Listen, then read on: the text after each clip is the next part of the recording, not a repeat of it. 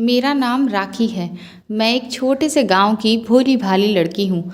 मेरे परिवार में मेरे दादा दादी, मेरी एक विधवा बुआ और मेरे चाचा चाची रहते थे। मेरी उम्र तकरीबन 15 साल थी। एक दिन रात के 2 बजे मेरी माँ ने मुझे झंझोड़ कर रख दिया। वह मुझे बड़ी बुरी तरह से उठा रही थी। ऐसा लग रहा था जैसे न जाने रात के इस वक्त क्या हो गया हो। मैं उन पर बहुत हैरान हो गई थी, जबकि ना तो अभी स्कूल का वक्त था और ना ही घर में कोई काम था। रात के 2 बजे हुए थे। मुझे सोए हुए अभी 2 ही तो घंटे हुए थे। मैं अपनी पढ़ाई करने की वजह से देर से सोई थी। इतने में ही मेरी माँ ने मुझे रात के 2 बजे उठाकर परेशान कर दिया। मैंने माँ से कहा, क्या बात है माँ, मुझे सोने क्यों नहीं देती हो? मगर माँ मुझे बार बार यही कहे जा रही थी कि उठ जाओ, मुझे तुमसे कुछ बात करनी है।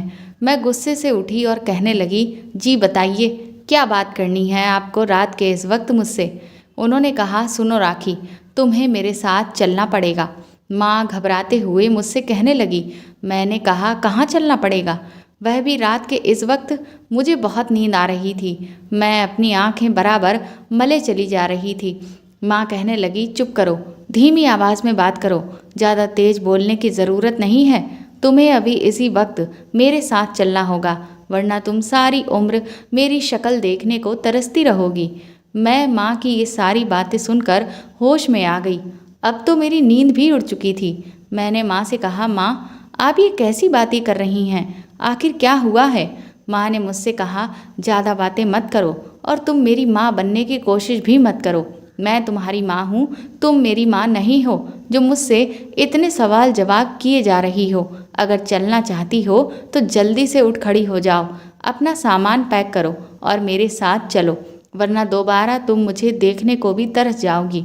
फिर रहना अपनी दादी और अपनी बुआ के साथ, जो तुमको इंसान ही नहीं समझती। तुमने देखा है उनका व्यवहार तुम्हारे साथ कैसा रहता है। मैं इन सब बातों से तंग आ गई हूँ। अब चलो, अगर मेरे साथ चलना चाहती हो तो जल्दी से उठ जाओ।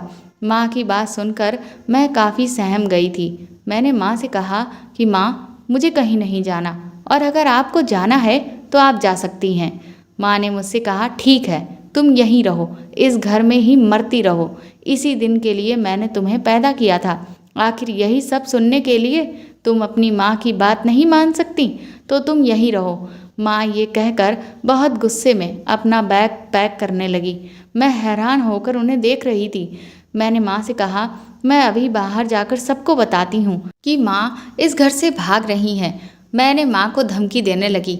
मेरी धमकी सुनते ही माँ ने अपने हाथ में चाकू उठा लिया और कहने लगी, ठीक है, जाओ और जाकर सबको बता दो कि मैं इस घर से जा रही हूँ और मैं अपनी जान ले लूँगी। अगर तुम्हें अपनी माँ की जान की फिक्र है तो चुपचाप यहीं बैठी रहो। अगर मैं तुम्हें लेकर नहीं जा रही हूँ तो इसका मतलब ये नहीं है कि तुम यहाँ बैठकर मेरे सामने उल्टी सीधी बातें करो।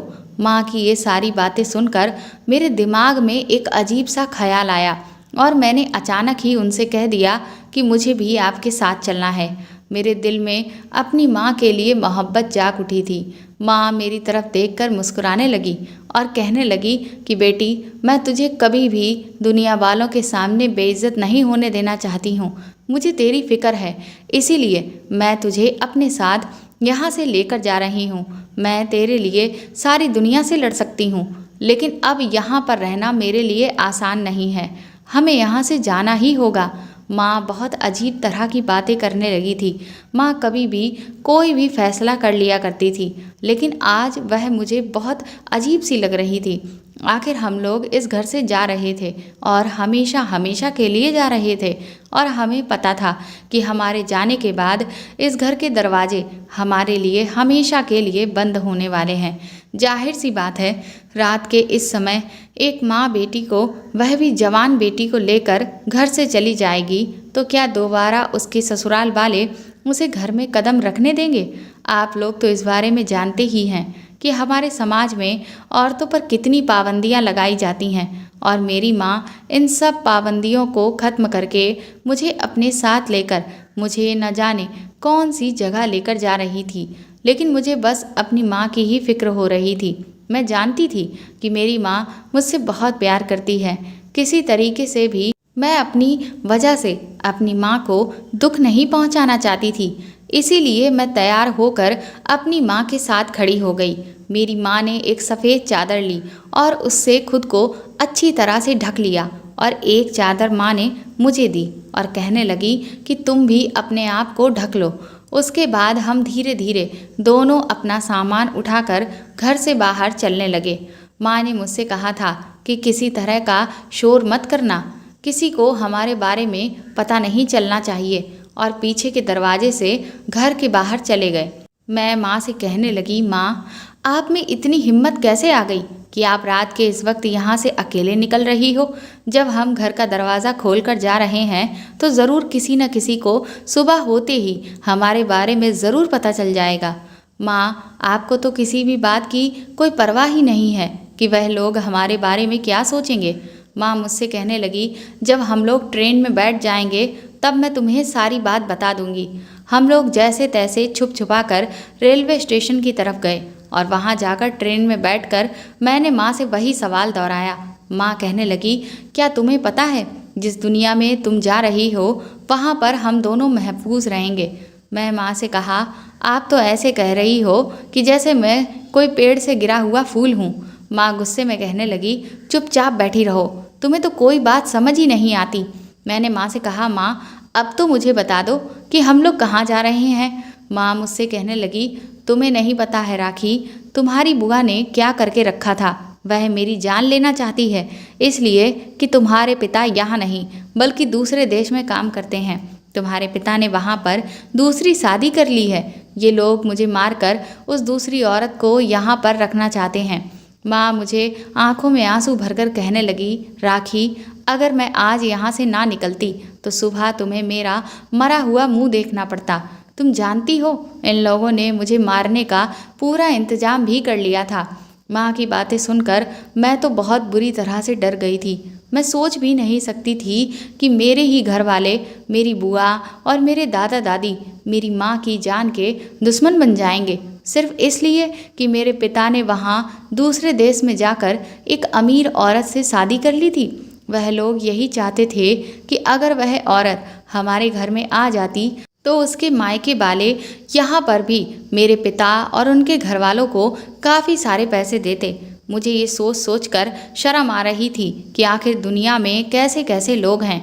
माँ बताने लगी, बस वह इस औरत को घर में लाकर बसाना चाहते थे और दूसरी औरत को दिखाना चाहते थे कि उनके बेटे की कोई पहली पत्नी नहीं है, इसीलिए वह लोग तुम्हारी माँ को रास्ते से हटाना चाहते थे। माँ की बात सुनकर तो मैं बहुत परेशान हो गई थी। मेरे तो दिल ने काम करना ही बंद कर दिया था। मेरे दिमाग में बस यही ख्याल आ रहा था कि अब हम सारी ज़िंदगी अपने पिता के बगैर ही गुजारेंगे। मैंने माँ से सवाल किया कि माँ, पिताजी कभी हम लोगों के साथ अब नहीं रहेंगे, हमें उनके बगैर ज़िंदगी गुजारनी पड़ेगी।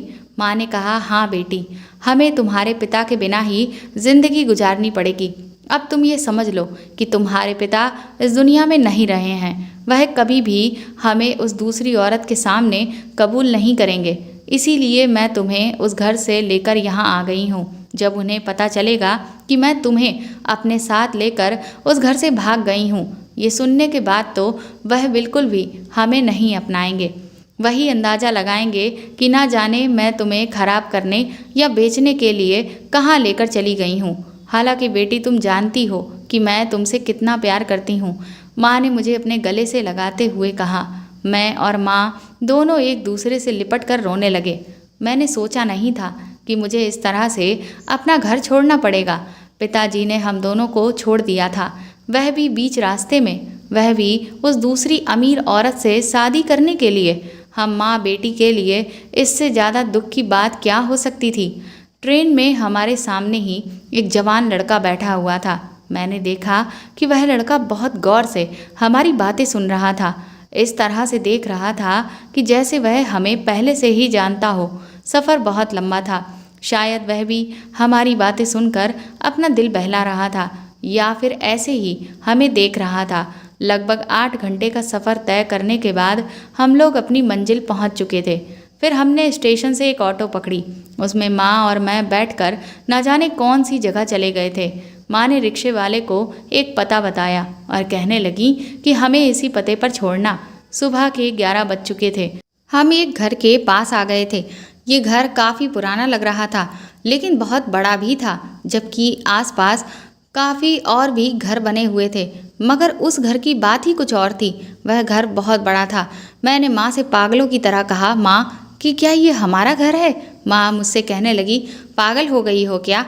तुम्हारे पिता ने कभी इतना पैसा नहीं भेजा कि मैं इतना बड़ा घर भी खरीदने के बारे में सोच सकती थी। हमें ऐसे ही गुजारा करना है। इस घर को मैंने देख लिया है। मेरी एक सहेली इसी शहर में रहती है। उसकी मदद से मैंने ये घर किराए पर लिया है। अब हम लोग इसी घर में रहेंगे और मैं तुम्हें इस शहर के सबसे बड़े स्कूल में एडमिशन करवाऊंगी। मेरा सपना है, तुझे डॉक्टर बनना है।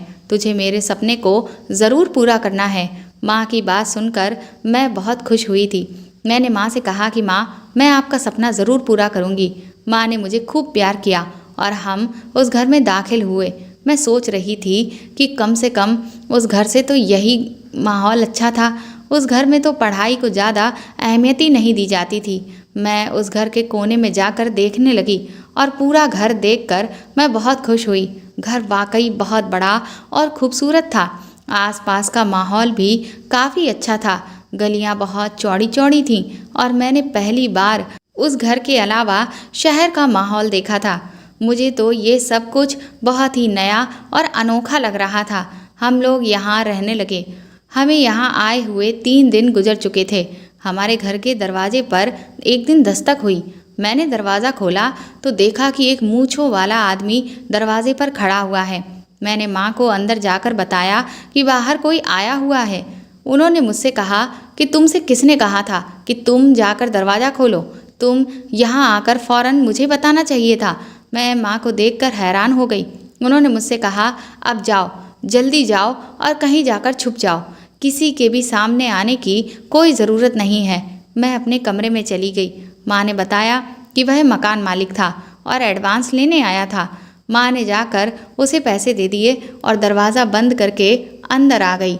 माँ मुझे देखकर बहुत गुस्सा कर रही थी। मैंने माँ से पूछा, क्या हुआ माँ? माँ ने बातों को घुमा दिया और कहने लगी, तुम इतना परेशान मत हुआ करो। मैं तुम्हारा एडमिशन एक अच्छे स्कूल में करवाना चाहती हूँ। तुम मुझे बताओ कि तुम कौन से कॉलेज में पढ़ना चाहती हो? माँ ने मेरे पास आते हुए कहा। माँ मुझे बहुत प्यार करती थी। कुछ ही दिनों के बाद मेरा एडमिशन हो गया और मैंने स्कूल जाना शुरू कर दिया। जिस स्कूल में मेरा एडमिशन हुआ था वह स्कूल तो काफ़ी अच्छा था, लेकिन बहुत महंगा भी था। वहाँ पर हर चीज़ पैसों की ही मिलती थी। कॉपी किताबें भी बहुत महंगी मिलती थीं और स्कूल की फ़ीस भी बहुत थी। गांव में तो सब कुछ बहुत सस्ता होता था। मैं वहाँ के सरकारी स्कूल में पढ़ती थी, इसीलिए मुझे शहर के स्कूल गांव के स्कूल के मुकाबले बहुत महंगा लग रहा था। मैंने माँ को ये बात बताई तो वह सोचने लगी और कहने लगी, राखी, तुम्हें फ़िक्र करने की कोई ज़रूरत नहीं है। मैं तुम्हारी माँ ही नहीं, बाप भी हूँ। आगे से तुम ऐसी बातें सोचना भी मत। जितना भी खर्च होगा मैं उठाने के लिए तैयार हूँ। बस तुम अपनी पढ़ाई पर ध्यान दो। माँ ये बातें कहकर मुझे बहुत तसल्ली दिया करती थी। लेकिन कुछ दिनों से मैं नोटिस कर रही थी कि घर में नए नए तरीके की चीज़ें मौजूद होने लगी थी, जो हम अपने पैसों से तो कभी भी नहीं ला सकते थे। फिर एक दिन हमारे घर में अजीब सी बात हुई। मैं अब कॉलेज में एडमिशन ले चुकी थी। जब मैं कॉलेज से घर आई तो उस दिन कॉलेज से छुट्टी लेकर आ गई थी। उस दिन मुझे अपनी तबीयत कुछ ठीक नहीं लग रही थी। मैं जैसे ही छुट्टी लेकर घर आ गई तो देखा कि घर का दरवाज़ा खुला हुआ था। ये देखकर मैं चौंक गई थी। मैंने अंदर जाकर देखा तो वहाँ पर 2 लोग माँ के साथ बैठे थे। एक कोई उम्रदराज औरत और एक आदमी भी मौजूद था।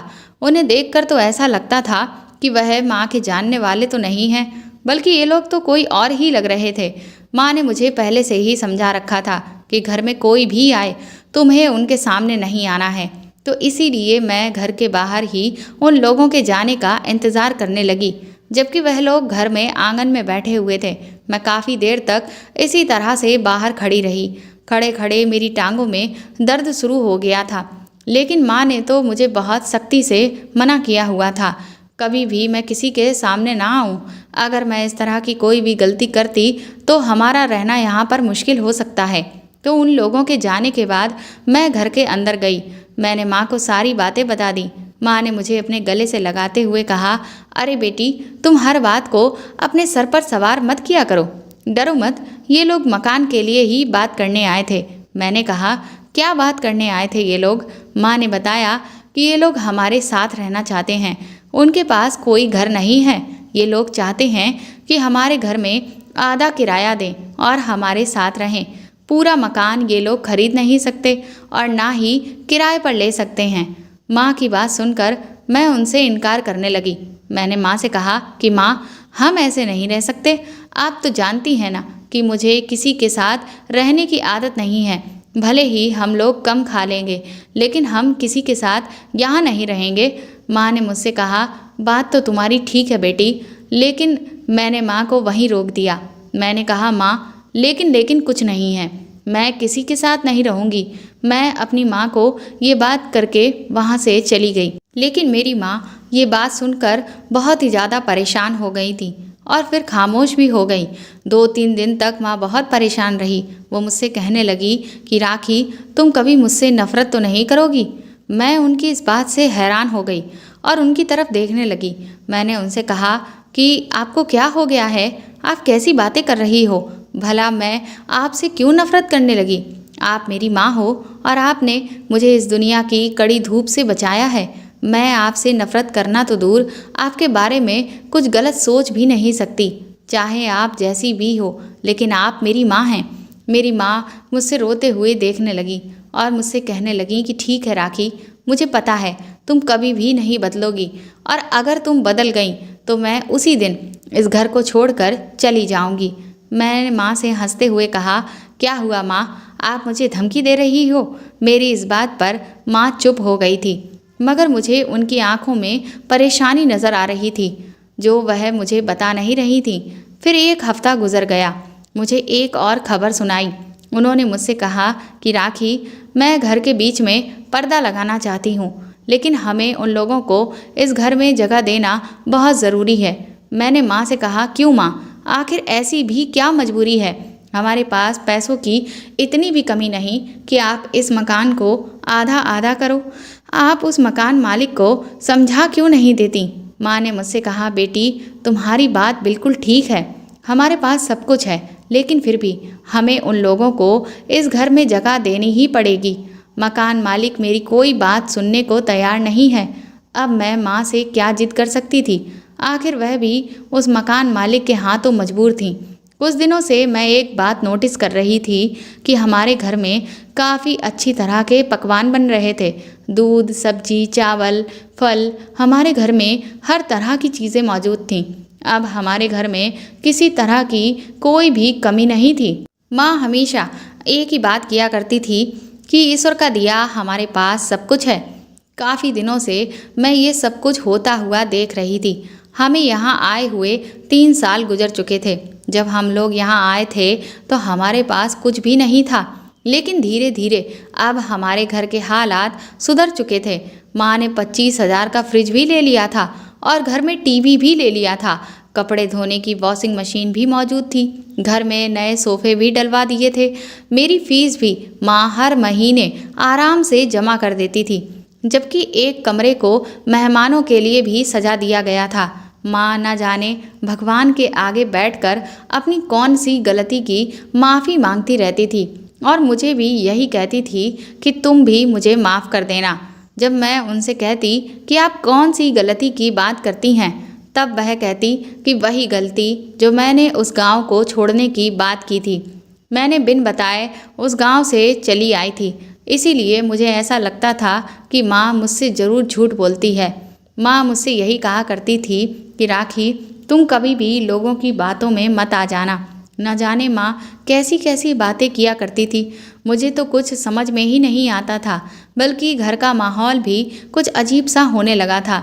घर में नई नई चीज़ों का होना और माँ मुझे भी नए नए कपड़े लाकर देती थी। हमारे घर में खाने पीने की कोई कमी नहीं थी, लेकिन सबसे ज़्यादा हैरत की बात तो ये थी कि घर में कोई कमाने वाला भी नहीं था। फिर भी न जाने इतने पैसे कहाँ से आते थे। मैं बस यही सोचती रहती थी कि माँ ये सब कुछ कैसे करती है। और एक और चौंकाने वाली बात ये थी कि माँ को घर का राशन लेने के लिए घर से बाहर भी नहीं निकलना पड़ता था। मैं हमेशा यही देखा करती थी कि हमारा ड्राइंग रूम फ्रूट्स और हर तरह के राशन से भरा हुआ होता था। एक दिन मेरे कॉलेज की छुट्टी थी। मैं सुबह उठकर ड्राइंग रूम में सफाई करने के लिए जा रही थी कि तभी अचानक माँ ने आकर मुझे ड्राइंग रूम की सफाई करने से मना कर दिया और कहने लगी, राखी, इस कमरे की सफाई मैं खुद कर लूँगी, तुम जा कर के अपने कमरे की सफाई कर लो। माँ का ऐसा अजीब व्यवहार अब मुझे शक में डाल रहा था। मैं उनके बारे में कुछ अजीब अजीब बातें सोचने लगी थी। फिर माँ बाथरूम में नहाने के लिए चली गई। उनके बाथरूम में जाते ही मैं ड्राइंग रूम में घुस गई। मैंने वहाँ जाकर देखा तो वहाँ पर तो बहुत सारा सामान पड़ा हुआ था। एक तरफ फल और बहुत सारा राशन पड़ा हुआ था। साथ ही एक डायरी भी रखी हुई थी। उस पर न जाने किस चीज़ का हिसाब किताब लिखा हुआ था, लेकिन वह सारी चीज़ें मुझे समझ में नहीं आ रही थी। मैं अभी वह डायरी अच्छी तरह से देख ही रही थी कि इतने में माँ फौरन ही ड्राइंग रूम में आ गई और मुझे डांटते हुए कहने लगी, मैंने तुमसे कहा था कि इस कमरे में मत आना, लेकिन तुम्हें तो मेरी बात पर यकीन ही नहीं है। तुम्हें मेरी कोई बात सुनती ही नहीं हो। मैंने तुम्हें मना किया था कि यहाँ किसी भी चीज़ को मत छेड़ना, इसकी सफाई मैं खुद ही कर दूंगी, फिर भी तुम यहाँ कमरे में चली आई। माँ मुझ पर बहुत गुस्सा कर रही थी। वह मेरा हाथ पकड़कर मुझे कमरे से बाहर खींचती हुई ले आई। मैंने माँ से कहा, माँ क्या हो गया है आपको? मैं इस कमरे में ही तो आई थी और किसी और के घर तो नहीं गई। आप इतना गुस्सा क्यों कर रही हो? माँ ने तभी मेरे गाल पर एक जोरदार तमाचा मारा। मैं हैरान होकर माँ की तरफ देखती रह गई। मुझसे गुस्से में माँ कहने लगी, मैं तुम्हारी माँ हूँ, तुम मुझे मत सिखाओ और जाओ अपने कमरे में जाओ। माँ ने मुझे सख्ती से कहा। अब तो माँ की सारी बातें मेरी समझ से बिल्कुल बाहर ही हो गई थीं। हालांकि उन्हें ऐसा करना नहीं चाहिए था। मैं अपने कमरे में जाकर खूब रोने लगी। उन्होंने ये भी नहीं सोचा कि मैं उनकी इकलौती बेटी थी और अपने पिता से भी दूर थी। मैं एक नाजुक दौर से गुजर रही थी। मुझे अपनी माँ से इस थप्पड़ की कोई उम्मीद नहीं थी, मगर मेरी माँ को इस बात की कोई परवाह ही नहीं थी। वह बस हमेशा मुझे डांटती ही रहा करती थी और कहती रहती थी कि तुम बेवजह हर बात पर मत बोला करो। 2 दिन तक मैं अपनी माँ से नाराज़ रही थी, क्योंकि मैं नहीं जानती थी कि वह आखिर मेरी इतनी छोटी सी बात पर मुझे थप्पड़ कैसे मार सकती हैं। रात को जब मैं सोने जा रही थी तो माँ मेरे कमरे में खाना लेकर आईं। मैंने 2 दिन से खाना भी नहीं खाया था। माँ मुझसे माफ़ी मांगने लगी। वह कहने लगी, मुझसे गलती हो गई। इन दिनों मैं काफ़ी परेशान चल रही हूँ, इसीलिए मैंने गलती से तुम पर हाथ उठा दिया था। तुम मुझे माफ़ कर दो। मैंने अपनी माँ को जब ऐसे माफ़ी मांगते हुए देखा तो मुझे बहुत बुरा लगा। मैं उन्हें ऐसे नहीं देख सकती थी, इसीलिए मैंने मुस्कुराते हुए उन्हें गले से लगाया और खाना भी खा लिया। उस दिन के बाद से ही मुझे माँ की कोई बात बुरी नहीं लगती थी। उनके सख्त मिजाज की मुझे अब आदत हो चुकी थी। एक दिन मैं अपने कमरे में बैठी हुई सोच रही थी कि उस दिन कोई तो बात थी जो माँ ने मुझे गुस्से में आकर थप्पड़ मारा था। कोई तो बात है जो उनको बहुत परेशान करती है, वरना कोई भी माँ अपनी बेटी को सिर्फ एक कमरे में जाने की वजह से क्यों थप्पड़ मारेगी। न जाने वह किस बात से परेशान है। वह अपनी परेशानी मुझे बताती भी नहीं, हर वक्त किसी गहरी सोच में डूबी रहती हैं। जब मैं उनसे बात करना चाहती हूँ तो वह चौंक जाया करती थी। माँ ने कुछ दिन के बाद घर के बीच में पर्दा लगा दिया था। मैंने माँ से पूछा, ये क्या है? तो वह कहने लगी कि मकान मालिक ने सख्ती से कह दिया है कि इस घर में एक और किराएदार भी हमारे साथ आकर रहेंगे। मैंने माँ से कहा कि माँ, आपने उस मकान मालिक से ये नहीं कहा कि हम उसको पूरे मकान का किराया देते तो हैं, फिर क्यों इस घर में कोई और आकर रहेगा? माँ कहने लगी, मैंने मकान मालिक को बहुत समझाने की कोशिश की थी, लेकिन वह मान ही नहीं रहा है। उसने मुझसे कहा है कि तुम चाहो तो किराया आधा दे सकती हो, मगर ये लोग यहीं इसी घर में रहेंगे, क्योंकि यह उस मकान मालिक के रिश्तेदार हैं। और वैसे भी मोहल्ले वालों का कहना है कि वह अजनबी लोगों को अपना मकान किराए पर नहीं दे सकते हैं, इसीलिए वह उन लोगों पर भरोसा करके उनको हमारे घर में ही रखना चाहता है। मैंने माँ से कहा, उसके रिश्तेदार यहाँ ही क्यों आ रहे हैं? जहाँ पर रहते हैं वहीं रह सकते हैं। माँ उससे कहने लगी, बेटी ये उनका आपसी मामला है। अब ये घर हमारा होता तो हम इसमें अपने हिसाब से रह सकते थे, जबकि ये एक किराए का मकान है तो हम इसमें कुछ नहीं कर सकते। मैंने माँ से कहा, माँ हम इतने वक्त से इस मकान में रह रहे हैं, फिर भी उस मकान मालिक ने हमारी बात नहीं मानी। इस बात पर माँ ने नज़रें झुका ली और धीमी आवाज़ में कहने लगी, हाँ पता नहीं लोग हमें क्या समझते हैं। कुछ लोगों को लगता है कि हम यहाँ पर रहने के काबिल ही नहीं हैं। मकान मालिक कहता है कि तुम लोग या तो मकान छोड़कर चली जाओ या तो फिर अपने साथ किसी और को भी रखो, वरना मैं तुम लोगों को इस घर से निकाल दूंगा। ये बात सुनकर तो अब मुझे माँ पर ही शक होने लगा था, क्योंकि आज तक मकान मालिक हमारे घर पर नहीं आया था और ना ही उसने हमारे घर आकर किराया मांगा था। माँ हर महीने उसके घर जाकर किराया देकर आया करती थी, मगर फिर भी वह ऐसी बात कर रहा था, जबकि ऐसी बात करने का उसका कोई मतलब भी नहीं बनता था। खैर, मुझे अपनी माँ पर यकीन नहीं आ रहा था और ना ही उस मकान मालिक की बात पर। मैंने माँ से वादा किया और कह दिया कि मैं आपको कभी भी शर्मिंदा नहीं होने दूंगी, जैसा भी हो मैं इस घर में गुजारा कर लूँगी। माँ ने मेरा माथा चूमा, मुझे बहुत सारा प्यार करने लगी और कहने लगी, बस राखी, अगर हम लोग यहाँ पर कुछ साल और रहे तो हमारे पास इतना सारा पैसा इकट्ठा हो जाएगा, उसके बाद हम अपना घर भी खरीद लेंगे। मैं माँ से कहने लगी, क्यों, इस घर में ऐसा क्या है कि हमारे पास पैसे इकट्ठे हो जाएंगे। माँ मेरी बात सुनकर बहुत घबरा गई, जैसे कि उनके मुंह से ये बात गलती से निकल गई हो। उन्होंने मुझसे कहा कि कुछ नहीं बेटी, तुम बस अपनी पढ़ाई पर ध्यान दो। माँ ये बात कहकर चली तो गई थी, लेकिन मुझे अजीब सा महसूस होने लगा था। थोड़ी देर के बाद माँ ने उस पर्दे को दीवार से लगा दिया और फिर दूसरे किराएदार आकर हमारे ही घर में रहने लगे। अब हमारे घर में वो लोग रहते थे, जबकि इससे पहले मैं पूरे घर में खूब घूमा फिरा करती थी। लेकिन अब माँ ने मुझे सख्ती से मना कर दिया था कि अब तुम सीधे ही कॉलेज से आकर अपने कमरे में घुस जाया करो और अपने कमरे से भी बाहर मत आना। खाना भी मैं खुद ही तुम्हें बनाकर तुम्हारे कमरे में लेकर आ जाया करूँगी, क्योंकि हमारा किचन भी अब एक ही होगा। वह नए किराएदार की पत्नी भी मेरे साथ ही उस किचन में खाना बनाया करेगी, तो इसीलिए तुम कमरे से बाहर मत आना और ना ही किचन में जाना। अगर तुम्हें पानी भी पीना हुआ करे तो मैं तुम्हें लाकर दे दूँगी। तुम बस अपनी पढ़ाई करो, फिर जब तुम पढ़ लिख कर अच्छी डॉक्टर बन जाओगी तो मेरा भी सपना पूरा हो जाएगा। माँ की इन बातों से मुझे हिम्मत मिलती थी। मैं रोज़ अपनी पढ़ाई पर और ज़्यादा ध्यान देने लगी थी, मगर माँ का व्यवहार बहुत बदला हुआ सा लग रहा था। इससे पहले मेरे कमरे में माँ नहीं आती थी, क्योंकि अब हमारे हिस्से में एक कमरा आया था, इसीलिए माँ रात के 9 बजे ही मेरे कमरे में आ गई थी। उन्होंने मुझसे कहा कि राखी, कमरे की लाइट बंद कर दो, अब हमें सो जाना चाहिए। मैंने माँ से कहा कि माँ, आप तो रात के 11 बजे तक जागती हैं। माँ मुझसे कहने लगी, हाँ वो तो है, लेकिन मगर मुझे आज जल्दी से नींद आ रही है। मैंने लाइट बंद कर दी। माँ मुझे कमरे की लाइट तो बंद करवा दी थी, लेकिन वह खुद सो नहीं रही थी। कमरे में अजीब सी खटपट की आवाज़ें बार बार आ रही थीं, जैसे कोई इधर से उधर कोई चीज़ रख रहा हो। मैंने माँ से पूछा, माँ ये कैसी आवाज़ें हैं? तो माँ मुझे डांटने लगी, कहने लगी, तुम अपने काम से काम रखो, तुम्हें क्या परेशानी है, मैं कुछ भी करूं? मैं डर के मारे खामोश हो गई। थोड़ी देर के बाद मुझे अपने बेड के नीचे कुछ अजीब सा महसूस हुआ। मैं अंधेरे में ऐसे ही महसूस करते हुए अपने बेड के नीचे हाथ लगाने लगी तो मुझे ऐसा महसूस हुआ कि बेड के नीचे कोई ठंडी ठंडी चीज़ है। मैंने हाथ लगाकर उस चीज़ को और ज़्यादा महसूस करने की कोशिश की, लेकिन तभी माँ ने मुझे एकदम से डांट दिया और कहने लगी, क्या कर रही हो? इतनी रात हो चुकी है, आराम से सो नहीं सकती हो?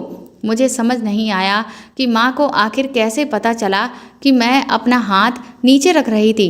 मैं हैरान हो गई, लेकिन फिर मैं सो गई। 2 दिन के बाद मैं इस बात को भूल चुकी थी। अब तो माँ रोज़ ही रात होते ही मेरे कमरे में आकर कहने लगती, चलो तुमने बहुत पढ़ लिया, अब तुम अपनी किताबें बंद करो ताकि मैं कमरे की लाइट बंद करूं और हम चैन से सो सकें। वैसे भी अब बिजली का बिल बहुत ज़्यादा आने लगा है। मैं इसलिए भी हैरान होती थी कि माँ ने कभी भी मुझे पढ़ने के लिए मना नहीं किया था, चाहे मैं कितनी भी रात तक पढ़ाई करती थी। बल्कि वह तो हमेशा यही कहा करती थी कि तुम अपनी पढ़ाई पर ध्यान दो, मगर अब तो वह मुझे पढ़ने ही नहीं देती थी। रात के 9 बजते ही कमरे में आकर लाइट बंद करने को कह दिया करती थी और कहती थी कि मुझे नींद आ रही है, मैं सोना चाहती हूँ। जबकि पूरी रात भर वो सोती भी नहीं थी। मुझे भी महसूस होता था कि माँ जाग रही हैं, मगर माँ ने कभी मुझे इस बात का एहसास नहीं होने दिया।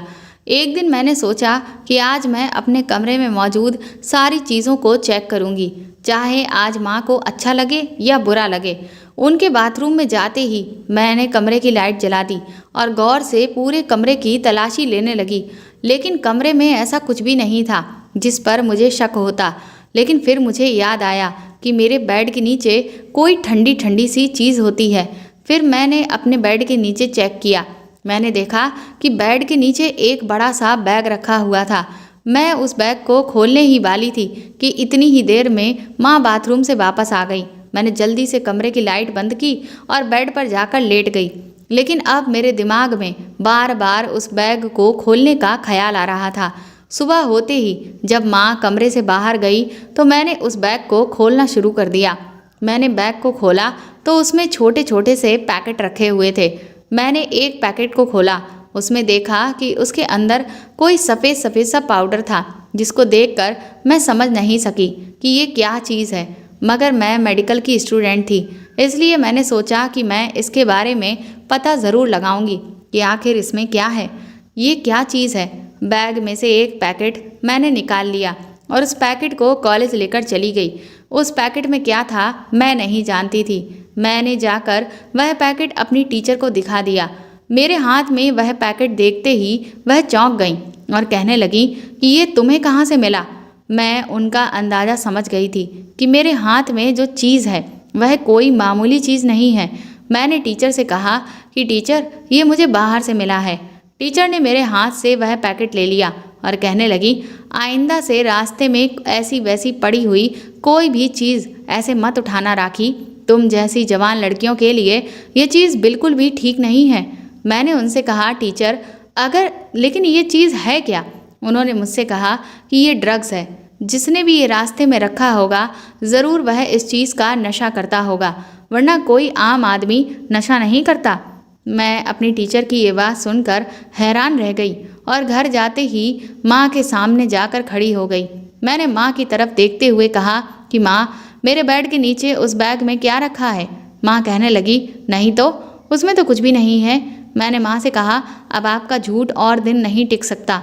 मुझे पता है कि उस बैग में ड्रग्स हैं। माँ ने घबराकर मेरे मुंह पर हाथ रख दिया और कहने लगी, क्या कर रही हो राखी? पागल हो गई हो क्या? ये लोग सुन लेंगे। इसीलिए तो मकान मालिक को हम पर शक हो गया है कि मैं ये नशा बेचती हूँ। तभी तो उस मकान मालिक ने इन लोगों को इस घर में रखा है ताकि ये हम पर नज़र रख सकें। और तुम यहाँ आकर सारा भांडा फोड़ रही हो, चीख चीख कर अपने राज उन लोगों को खुद ही बताना चाह रही हो। माँ की बात सुनकर मैं चुप हो गई। मैंने माँ से कहा, मगर माँ, आप ऐसा काम क्यों करती हो? क्या आप भी नशा करती है? माँ ने मुझसे कहा, नहीं नहीं राखी, मैं नशा नहीं करती। ये नशा नहीं है, ये एक दवाई है। ये दवाई बहुत कीमती है, फिर भी लोग इसको खरीदते हैं। मैं इसे बेचती हूँ और इसी से पैसे कमाती हूँ। क्या करती बेटी, मुझे तेरी पढ़ाई का खर्च भी तो उठाना था। मैं अगर तेरी शिक्षा के बारे में ना सोचती तो मुझे ये सब कुछ नहीं करना पड़ता। मैं माँ से कहने लगी कि माँ, आप मेरी पढ़ाई का बहाना मत बनाओ। आपने इस घर में हर तरह का ऐशो आराम इकट्ठा करने के लिए ये सब कुछ किया है। मैं ये बर्दाश्त नहीं कर सकती कि मेरी माँ गैर कानूनी काम करें और गैर कानूनी काम करके ये पैसे कमाएं। मैं अपनी माँ से बहुत नाराज़ हूँ। अब मैं कॉलेज जाना भी छोड़ दिया था। मैंने अपनी माँ को 5 दिन का समय दिया था कि अगर वह इस काम को छोड़ देती हैं तो मैं उनके साथ इस घर में रहूँगी, और अगर उन्होंने इस काम को नहीं छोड़ा तो मैं इस घर को और माँ को छोड़कर चली जाऊँगी। माँ मेरी धमकी से काफ़ी डर गई थीं। उनका कहना है कि अगर ये गैर कानूनी काम करना उन्होंने बंद कर दिया तो मेरी पढ़ाई भी रुक जाएगी। लेकिन मैं नहीं चाहती थी कि मेरी माँ की बदनामी हो, लोग उनको गलत समझे। अगर इस दुनिया को पता चल गया तो मेरी माँ की बहुत ज़्यादा बेइज्जती होगी। अब आप ही लोग बताइए कि मैं अपनी माँ के साथ क्या करूँ। मैं अपनी माँ को जेल भी नहीं भिजवा सकती, क्योंकि मेरी माँ ने मेरे लिए काफ़ी परेशानियाँ उठाई हैं और मैं अपनी माँ के बगैर अकेले अपनी ज़िंदगी कैसे गुजारूंगी। अगर माँ को अपने आप गलती का एहसास हो गया तो मैं उनको माफ़ कर दूंगी। कुछ दिनों के बाद ऐसा ही हुआ। माँ को अपनी गलती का एहसास हो गया। वह मुझसे माफ़ी मांगने लगी। मैंने माँ से कहा, अब हम इज्जत से पैसा कमाएंगे। मैं कोई छोटी मोटी जॉब करके अपनी पढ़ाई का खर्च खुद उठा लूँगी। आपको फिक्र करने की ज़रूरत नहीं है। लेकिन अब सवाल ये था कि हम इतने सारे पैकेट्स का क्या करते। रात के वक्त हमने उन सारे पैकेट को पानी में बहा दिया ताकि किसी को पता ना चल सके। अब मेरी माँ और मैं इज्जत की ज़िंदगी जी रहे हैं। हमारे घर में पैसों की थोड़ी कमी तो हो गई है, लेकिन अब हम किसी भी बात से डर कर नहीं रहते। मेरी माँ भी अब बेफिक्र हो गई है। मैं भी कुछ समय बाद डॉक्टर बनकर अपने घर के हालातों को संभाल लूँगी। तो दोस्तों, आपको ये कहानी कैसी लगी हमें कमेंट करके ज़रूर बताएं और प्लीज़ इस कहानी को ज़्यादा से ज़्यादा शेयर और लाइक करके मेरे चैनल को सपोर्ट करें। साथ ही अगर आप चाहें तो मुझे सुपर थैंक्स भी खरीद कर दे सकते हैं। सुपर थैंक्स का ऑप्शन आपको इस वीडियो के नीचे दिए हुए सभी ऑप्शंस में दिख जाएगा, जो कि हार्ट शेप में बने हुए डॉलर के साइन के तौर पर है। और अगर आप मेरे चैनल पर नए हैं तो सब्सक्राइब करके बेल आइकन को ज़रूर दबा दीजिएगा, ताकि आगे भी मैं आपको ऐसी ही अच्छी कहानियाँ सुनाती रहूँ। Thank you.